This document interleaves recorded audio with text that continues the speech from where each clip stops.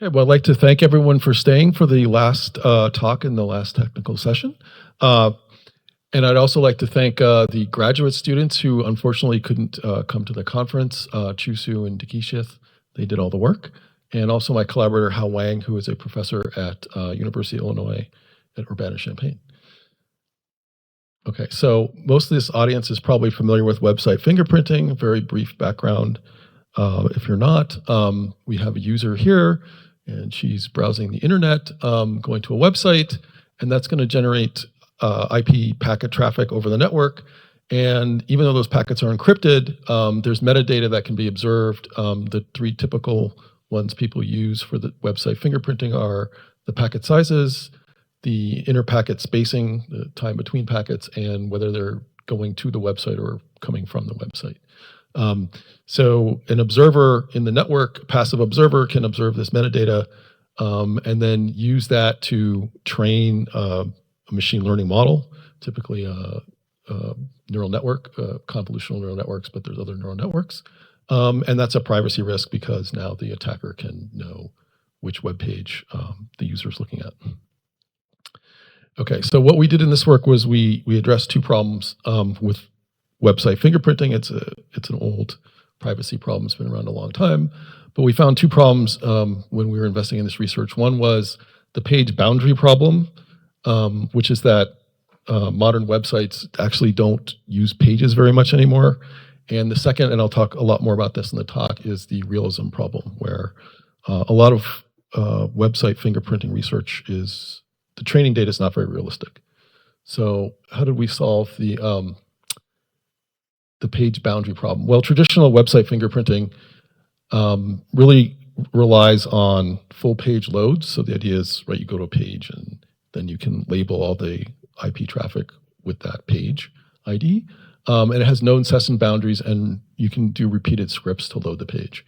But modern browsers don't behave like that anymore. So modern browsers, if you think about things like infinite scrolling or single page sessions, you kind of stay on the same page for a long time, and the browser goes back and forth with some kind of interactive content, okay, or streaming. So, oops. So how did we address this problem? Well, we punted, actually. So we reframed the problem instead of fixing it. So what we did was we said, okay, we can't actually identify individual web pages anymore from the traffic. So what we'll do is we'll just identify the website. Okay, so that's reframing the problem.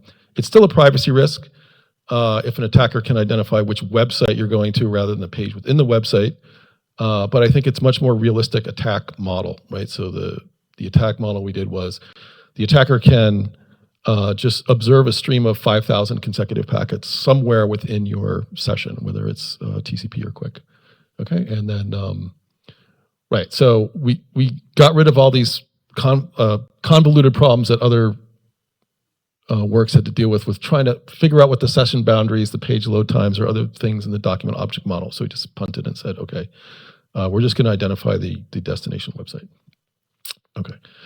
But the other more interesting problem, I think, is the realism problem. And I think this is something the communities should identify with and grapple with, which is a lot of the data people use to generate training sets we found would be very unrealistic and give you misleading results with regard to the accuracy of these neural networks.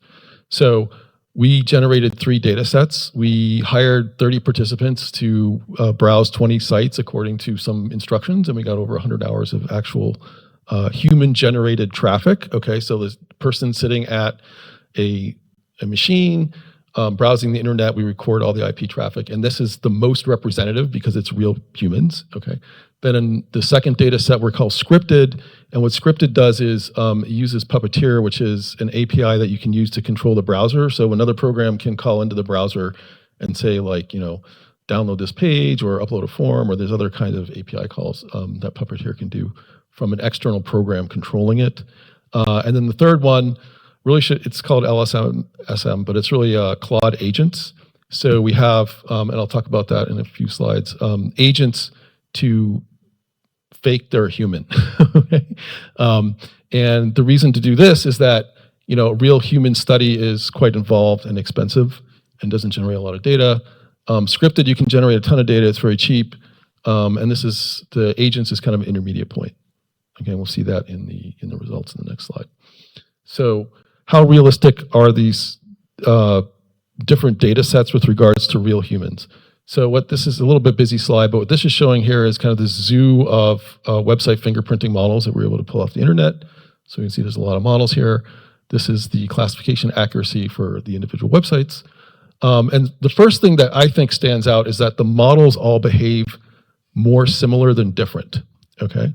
So if you look at these bars for each model, they kind of have a similar appearance, okay? And so this blue line, or the blue bar here is if we take the scripted data set and train and test on the scripted data set, and we see these very high accuracies, okay, across the models, whereas if we do real human training and testing, so we take the human data set, train and test on that, there's a big accuracy drop. And then if we do real human with leave one out, where we leave one of the people out of the training set, okay, and then test on that person, which is a more realistic attack model, maybe like somebody's trying to identify the website that you're browsing, but they don't have you in the training set. Okay, we see another big accuracy drop here.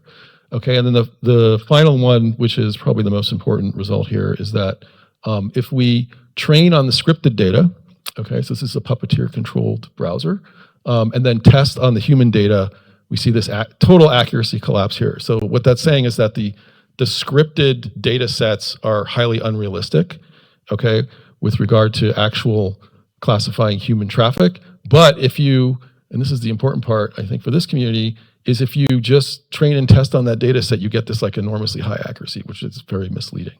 Okay, so, all right, so that's probably the main result here.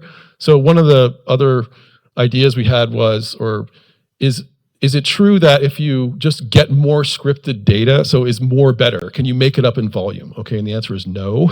So what this graph is showing is the number of samples on the x-axis here, and then for scripted, and as if we increase the number of samples, the accuracy, this is again for training on scripted and testing on humans, doesn't increase.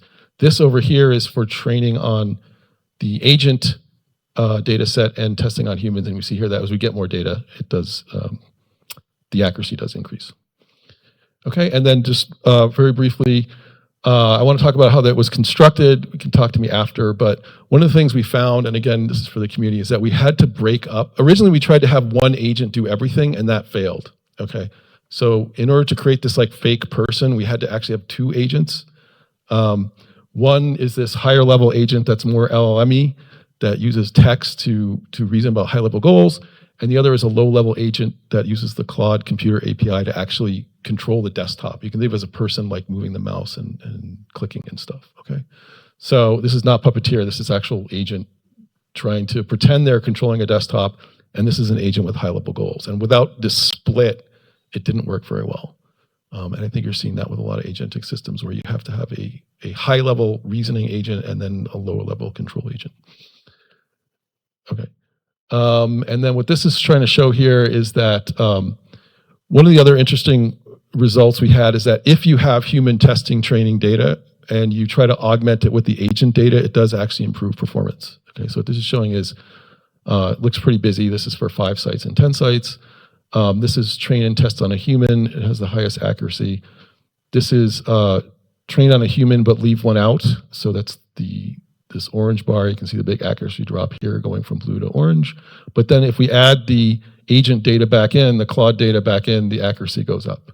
Okay, so, and then again, if it's scripted, sort of really low accuracy.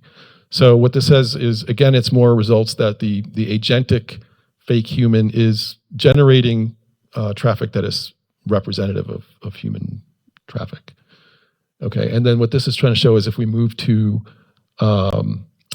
an open world model, again, the accuracy drop isn't, so what this is trying to show here is, again, the models on the x-axis and the accuracy drop this time on the y-axis.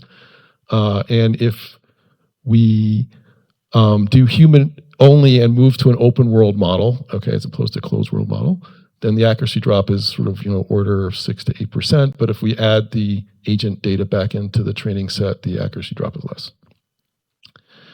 Okay, so in conclusion, if you're using scripted benchmarks, it's sort of garbage in, garbage out. Okay, a